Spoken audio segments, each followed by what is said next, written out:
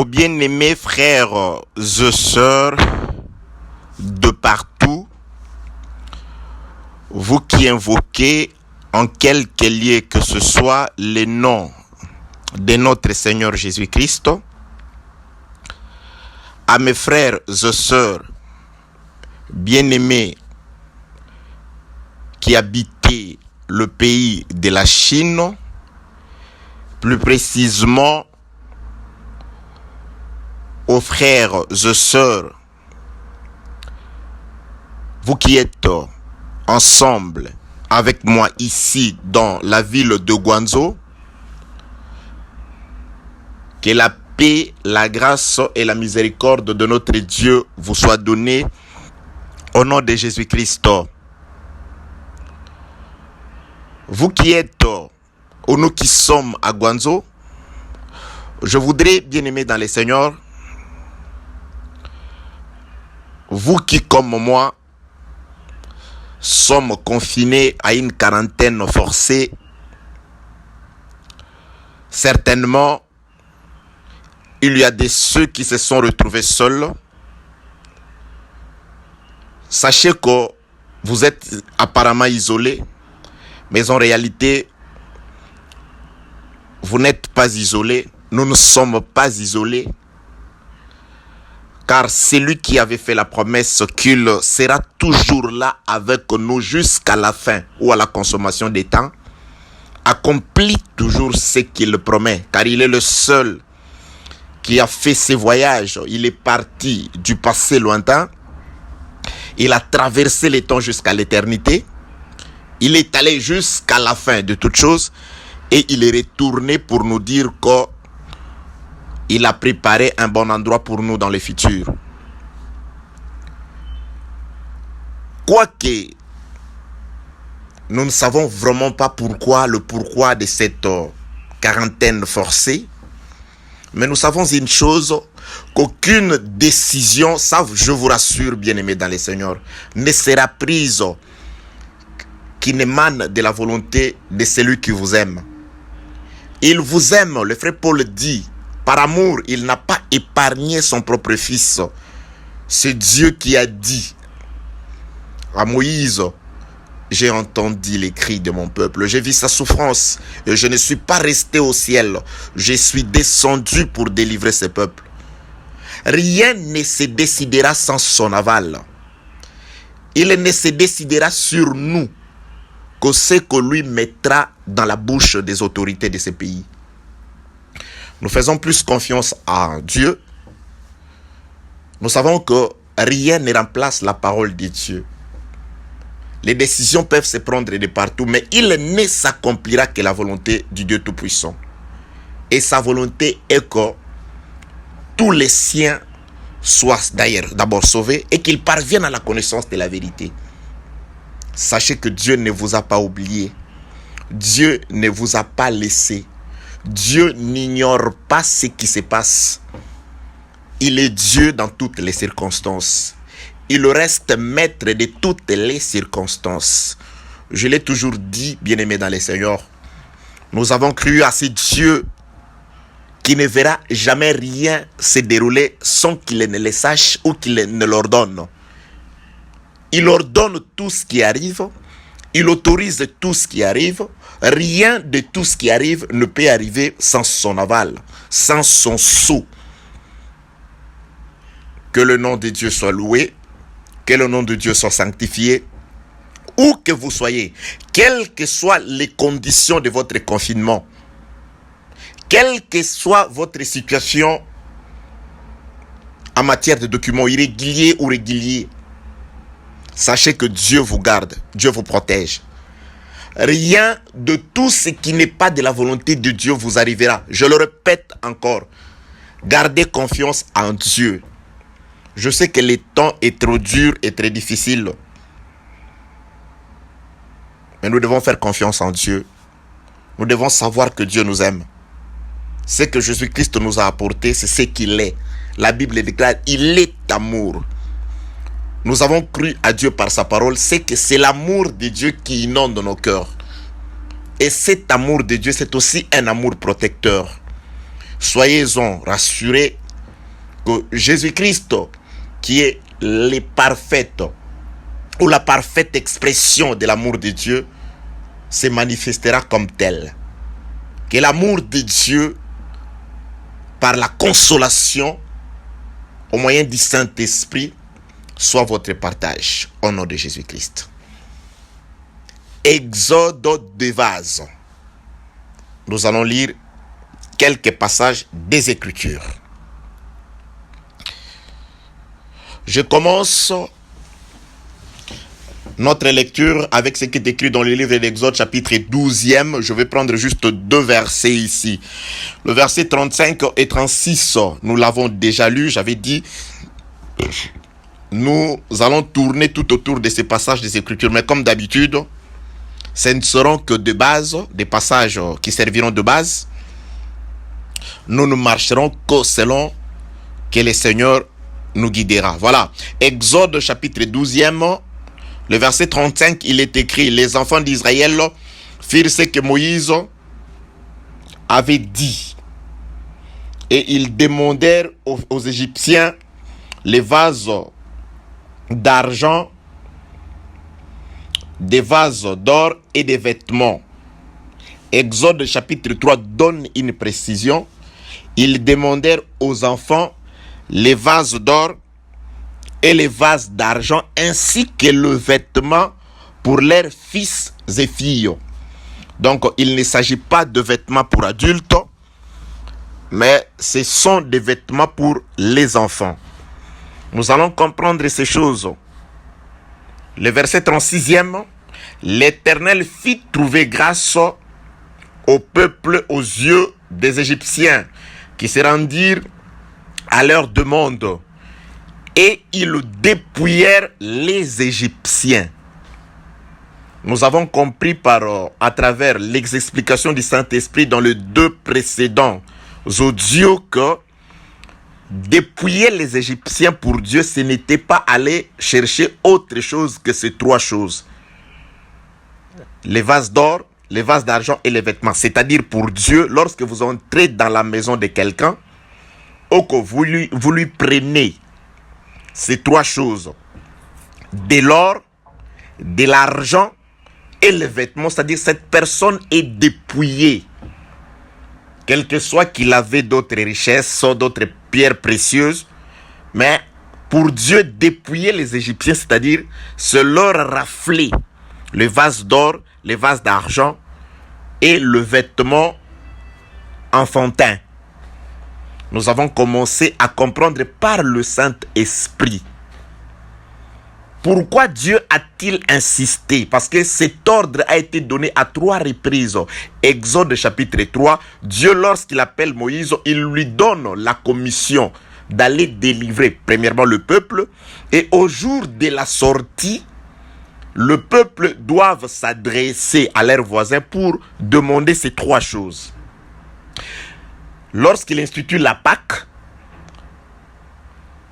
Exode chapitre 11e, Dieu répète la même chose à Moïse. Tu leur diras de ne pas oublier d'aller demander ces choses. Et Exode chapitre 12, le peuple est en train d'exécuter. Et la Bible déclare l'exécution fut facile. Pourquoi? Parce qu'ils avaient trouvé grâce devant le Seigneur. Nous avons commencé l'explication pour dire que ici, les vases d'or et les vases d'argent sont interprétés par les Écritures. Nous avons pris l'écriture de Joël que nous ne quitterons pas pour le moment, que nous allons aussi lire parce qu'il y a des choses merveilleuses que nous lisons là-bas, que nous allons interpréter là-bas. Ça, c'est une prophétie qui s'accomplira plutôt dans 2 temps. Et ces choses aussi s'accompliront dans 2 temps. Nous avons aussi lu les passages d'Agé chapitre 2e. C'est aussi une prophétie qui s'accomplit dans 2 temps. Car Jésus-Christ sauve 2 fois. L'œuvre de la croix sauve 2 fois. Je donne un exemple. David descend dans le champ de bataille. Il trouve un Philistin en train d'insulter l'armée de l'Éternel. Il pose la question: qu'est-ce qu'on donnera à celui qui combattra et qui tuera cet incirconcis? Les Écritures rapportent, le peuple lui dit, suivez-moi très bien, celui qui combattra et vaincra cet incirconcis, le roi fera 3 choses pour lui. Premièrement, il l'élèvera à la gloire. C'est-à-dire, on lui donnera des richesses. Il deviendra riche. Deuxièmement, le roi lui donnera sa fille en mariage. Troisièmement, le roi affranchira la maison de son père. C'est-à-dire, une seule bataille contre Goliath, mais qui a 3 répercussions. Le vainqueur, d'abord, est bourré de richesses, premièrement. Et deuxièmement, le vainqueur se marie. C'est-à-dire, la seule bataille fait que, premièrement, que le vainqueur devienne riche. Or, nous savons que ça s'accomplit à la croix. Jésus-Christ qui va vaincre le véritable Goliath, c'est-à-dire, il combat contre la mort à la croix, parce que Goliath typifie la mort qui faisait peur. Hébreux dit, la lettre aux Hébreux dit, tous les hommes étaient enfermés face à la mort. Ils avaient peur face à la mort. Goliath faisait peur. C'était un lion qui était dehors. Et tous les hommes étaient comme des paresseux qui disaient, je n'irai pas dehors car il y a un lion dehors, il va me tuer. Il était là, il demandait à ce que quelqu'un sorte des rangs pour descendre. C'est-à-dire, tous les enfants d'Israël s'étaient confinés en quarantaine dans une maison. Ils avaient peur. C'est ça tous les temps de la loi où tout le monde avait peur de la mort. Les lions, c'était la mort, dehors. Jusqu'à ce que le véritable David descende dans les champs de bataille, dans la vallée, pour combattre la mort. Jésus-Christ y est descendu. Et il a vaincu la mort. Et quand il a vaincu la mort, on doit lui donner les récompenses qui ont été promises par le roi. Le roi doit lui bourrer des richesses. Oui, il a été par la mort élevé à la gloire. Donc l'œuvre de la croix a élevé le Seigneur Jésus-Christ à la gloire, premièrement. Et deuxièmement, par l'œuvre de la croix, on lui a donné la fille du roi que nous sommes en mariage. Donc nous sommes l'épouse aujourd'hui grâce à la mort de Jésus-Christ. Et nous sommes mariés à Jésus-Christ. Pourquoi? Parce qu'il était vaillant. C'est le héros qui a combattu et a vaincu. C'est la promesse qui a été faite au vainqueur de Goliath aussi. Le roi lui donnera sa fille en mariage. Nous sommes la fille du roi. Nous avons été donnés en mariage au Seigneur Jésus-Christ. Maintenant, il y avait une troisième récompense. La troisième récompense était que on doit affranchir la maison de son père. Donc, nous vivons les temps où Jésus-Christ a une femme, mais la maison de son père, de ses parents, parce qu'il est né quant à la chair de la maison d'Israël, il les appartient, d'après ce que dit le frère Paul dans le livre de Romains chapitre 9e. Même le Christ, quant à la chair, est pour eux, il leur appartient. Il est venu chez les siens, donc ce sont ses frères. Israël, jusqu'à ce jour, est dans la servitude. Elle n'est pas encore affranchie. Donc, l'œuvre de la croix a libéré une femme et l'œuvre de la croix affranchira un peuple. C'est pourquoi nous allons comprendre par la suite du temps que même les combats de l'Armageddon, Jésus-Christ ne combattra plus. Parce qu'il n'y aura plus de bagarres, de combats entre le vainqueur et les vaincus. Le diable est déjà vaincu. Le clan de la gloire de Jésus-Christ, c'est-à-dire c'est ce combat ici qui nous justifie, et c'est le même combat qui lors, c'est la même victoire qui lors de l'Armageddon, comme de Gog et Magog, qui manifestera la victoire.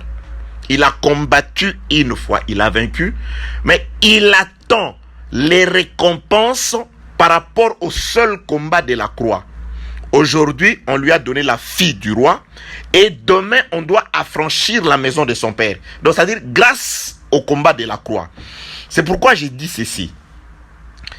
Le vase, d'après le frère Paul, premièrement, de Timothée, chapitre 2, le verset 20 et 21. Dans une maison, nous avons des vases d'or, des vases d'argent et des vases de bois et de terre.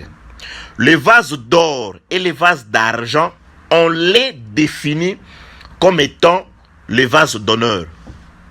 Donc nous avons les vases d'honneur, donc les vases d'or et les vases d'argent que les enfants d'Israël demandent aux Égyptiens. Ce sont des vases d'or. On ne demande pas n'importe quel vase, mais on demande les vases d'or. Et le frère Paul explique que ces vases d'or, dans le verset 21 de 2 Timothée chapitre 2e, que c'est toute personne qui s'abstient de suivre. Donc ce sont les hommes. Ici, le vase, ce sont les hommes. C'est pourquoi Agé dit, à moi l'or, à moi l'argent. Agé chapitre 2e à partir du verset 7. Et cet or et cet argent doivent provenir de chez les nations. Dieu doit faire venir les richesses. Et il explique, Agé chapitre 2, les richesses des nations afin de pouvoir construire avec un temple glorieux. Et le frère Pierre dit que nous aussi, comme des pierres, approchons-nous de Dieu afin d'édifier un édifice spirituel.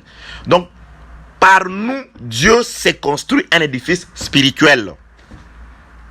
Donc, l'objectif des vases aujourd'hui, Dieu veut nous tirer du monde des mains des Égyptiens par l'évangile. J'ai expliqué beaucoup de choses là-dessus, afin que nous puissions édifier une maison spirituelle de Dieu sur laquelle des offrandes aussi spirituelles doivent être données. Ça, c'est le frère Pierre qui le dit dans sa lettre. Que la paix, la grâce et la miséricorde de Dieu soient avec vous. Voilà, bien-aimés dans les Seigneurs. Ils arrivent pour faire sortir des vases. Et ce sont des vases d'honneur. Je voudrais chercher un passage de Luc. Je crois que c'est un petit moment. Luc. Souffrez avec moi. Je voudrais chercher un passage de Luc. Luc chapitre 14, le verset 10. Il est écrit: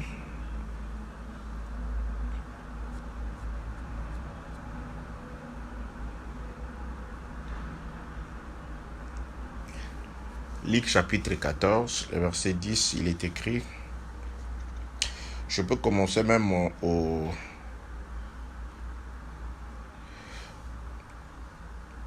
Wow, je commence au 7e verset. Luc au chapitre 14. Je suis dans l'explication des vases d'honneur parce qu'on dit que le vase d'or et d'argent sont des vases d'honneur. Là, je prends Luc au chapitre 14e. Je commence au 7e verset. Il est écrit: et il adressa ensuite une parabole aux conviés en voyant qu'ils choisissaient le première place. Et il leur dit: lorsque tu seras invité par quelqu'un à des noces, ne te mets pas à la première place, de peur qu'il n'y ait parmi les invités une personne plus considérable que toi, et que celui qui vous a invité, l'un et l'autre, ne vienne te dire: cède ta place à cette personne-là. Tu auras alors la honte d'aller occuper la dernière place.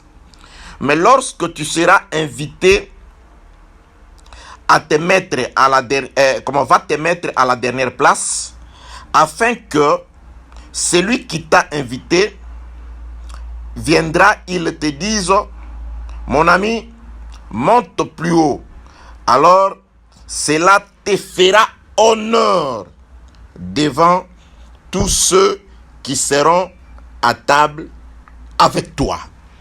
Donc ici, Jésus-Christ donne une parabole pour montrer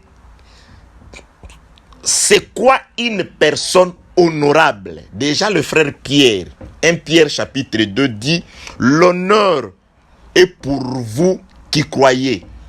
Donc, c'est-à-dire l'honneur, c'est d'abord pour ceux qui croient. Des personnes d'honneur, ce sont ceux qui croient pas à n'importe quoi, mais à l'évangile véritable. Ici, Jésus-Christ aussi définit qui est la personne d'honneur, l'homme d'honneur, la personne honorable. Il dit, lorsque quelqu'un vous invite dans une fête, mais ça c'est quelle espèce de fête? Oh Jésus! Dans cette fête, ils sont venus.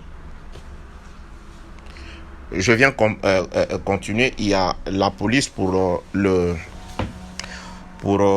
voilà. Nous sommes en quarantaine, donc nous sommes obligés, nous sommes soumis à des prélèvements des températures et quotidiens. Donc là, je vous laisse, je vais continuer par la suite. Que le Seigneur vous bénisse.